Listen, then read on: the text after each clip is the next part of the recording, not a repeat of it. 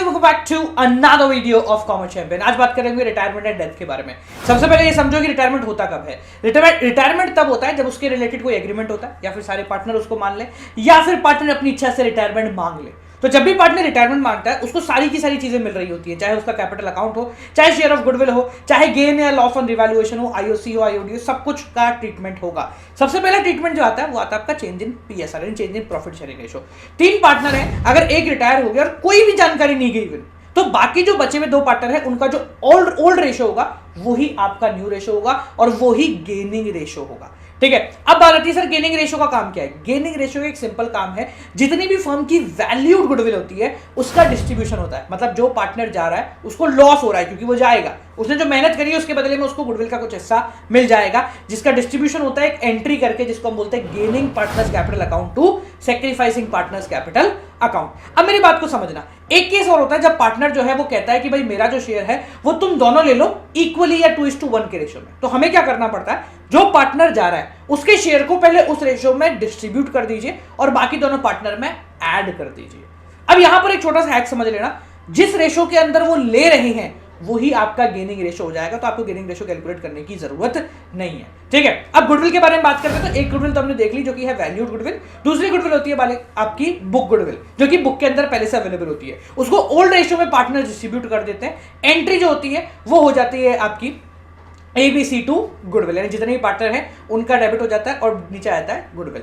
अब बात करें तीसरी चीज जो कि होता है अनडिस्ट्रीब्यूटेड प्रॉफिट या फिर रिजर्व, जैसे workman compensation reserve, general reserve या इन्वेस्टमेंट फ्लक्चुएशन रिजर्व। ये सारे रिजर्व पुराने पार्टनर ने क्रिएट किए। तो जब भी कोई पार्टनर रिटायर होगा या किसी की डेथ होगी तो ऑटोमेटिकली इस रिजर्व को ओल्ड रेशो के अंदर डिस्ट्रीब्यूट कर दिया जाएगा। ये रिजर्व है, लाइबिलिटी है, खत्म करने के लिए इनको डेबिट कर दीजिए और क्रेडिट कर दीजिए बाकी सभी पार्टनर्स को। मान लेते वर्कमैन कंपनसेशन रिजर्व है, उसके ऊपर कोई 2-4 हजार की लाइबिलिटी आ गई, तो हम क्या करेंगे, उस रिजर्व में से उस लाइबिलिटी के अमाउंट को साइड रख देंगे, बाकी बचा हुआ पैसा पार्टनर्स को डिस्ट्रीब्यूट कर देंगे, जो कि सेम एंट्री से डिस्ट्रीब्यूट हो जाएगा और पार्टनर्स कैपिटल में debit side credit side show कर दिया जाएगा। इसके बाद अगर अपन बात करते हैं रिवैल्यूएशन की, तो भैया रिवैल्यूएशन का मतलब होता है कि जो चेंजेस आया एसेट से लाइबिलिटी में उसको काउंट करना।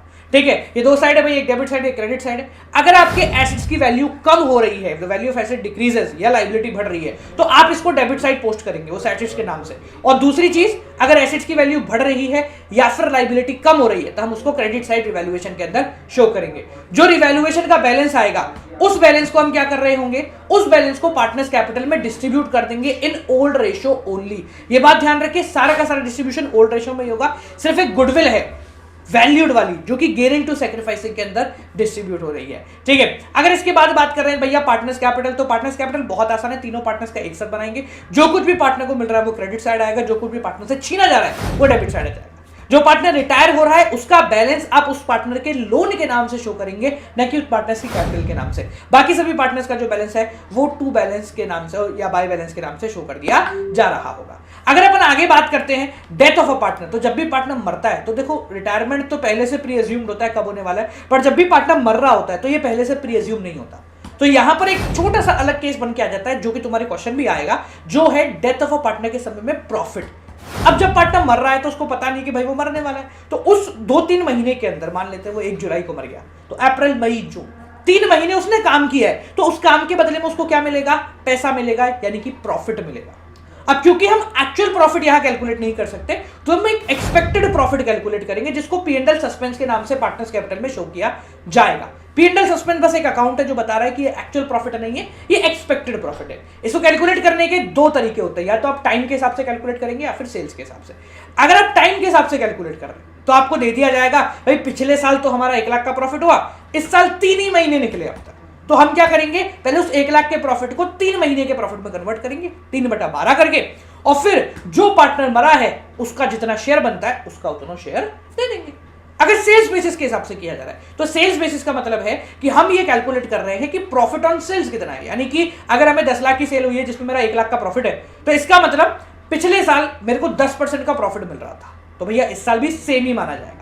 इस साल 3 महीने के अंदर की सेल आप पता लगा लीजिए, तो क्योंकि सेल ऑलरेडी 3 महीने की है तो हमें फिर इसको महीने के हिसाब से डिस्ट्रीब्यूट करने की जरूरत नहीं है। तो इस साल की सेल्स को आप प्रॉफिट परसेंटेज से मल्टीप्लाई कर दीजिए, आपका जो उत्तर आएगा वो 3 महीने का प्रॉफिट है, उसको फिर हम जो पार्टनर मरा है उसको डिस्ट्रीब्यूट कर देंगे। जो एंट्री हम डिस्ट्रीब्यूशन के समय करते हैं वो है P&L सस्पेंस 2, जो पार्टनर मरा है उसकी एंट्री। ठीक है। अब जो इसका बैलेंस आता है, उस बैलेंस को हम पार्टनर्स के डिसीज पार्टनर जो है हमारा, उसके एग्जीक्यूटर को देते हैं, क्योंकि भैया जब रिटायर हुआ था तो वो ले जाता था खुद, अब जो पार्टनर मर गया वो खुद तो लेकर नहीं जाएगा, तो उसका पैसा किसको मिलेगा, उसके रिश्तेदारों को। तो डिसीज पार्टनर्स एग्जीक्यूटर अकाउंट के नाम से हम शो कर देंगे। कभी कभी क्वेश्चन में आपको कुछ इस प्रकार से दे देते हैं कि भैया हमने उसको कुछ पैसा है ना दे दिया है कैश में या बैंक में, तो आप उसको टू बैंक करके लेते हैं। रिटायरमेंट में भी सेम होता है और डेथ में भी सेम होता है, ठीक है। चैप्टर मुश्किल नहीं है, चैप्टर बहुत आसान है, आप लोगों ने कवर कर लिया 5 मिनट के अंदर, आपका पूरा का पूरा चैप्टर रिवाइज हो गया। इस वीडियो को सबके साथ शेयर कर दो। मिलते हैं आप लोगों को अगली वीडियो के साथ। एग्जाम नजदीक है ना, कोई दिक्कत नहीं है, ऐसी 2-3 बार देख लो, पूरा चैप्टर खत्म हो जाएगा। Till then keep on watching.